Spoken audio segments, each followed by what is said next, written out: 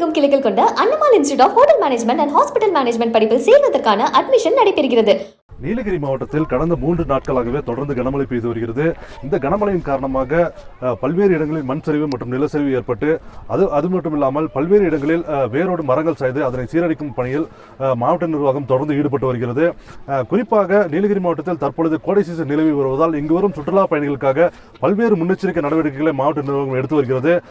சுற்றுலா பயணிகளின் நலன் கருதி கடந்த 2 நாட்களாக வனத்துறை கட்டுப்பாட்டில் உள்ள தொட்டப்பட்ட காட்சி முனை மற்றும் லாம்ஸ்ராக் படப்பிடிப்பு தளம் உள்ளிட்ட 9 சுற்றுலா தலங்கள் மூடப்பட்டது. அதே போல தோட்டக்கலை துறைக்கு சொந்தமான ரோஜா பூங்கா, தாவரியல் பூங்கா உள்ளிட்ட சுற்றுலா தலங்களும் கடந்த 2 நாட்களாகவே மூடப்பட்டிருந்தது.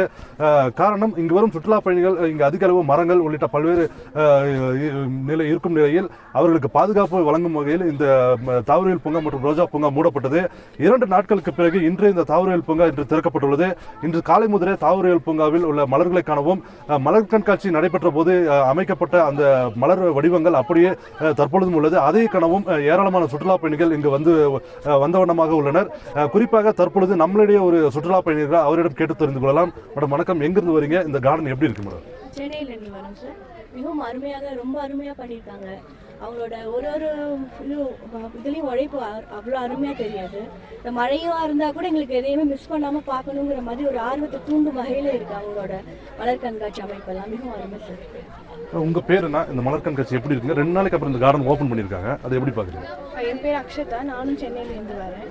ஆக்சுவலி 3 டேஸாக நாங்கள் இங்கே இருக்கோம். ஆனால் ஒவ்வொரு நாளும் மழை நல்லா வர முடியல. இன்றைக்கி திறந்துருக்காங்க, சரி எல்லாம் முடிஞ்சிருக்கும் அப்படின்னு நினச்சோம். ஆனால் பார்த்தா இப்போவும் எல்லாமே சூப்பராக இருக்குது. கிளாஸ் ஹவுஸ் வந்து ரொம்ப அற்புதமாக இருக்குது.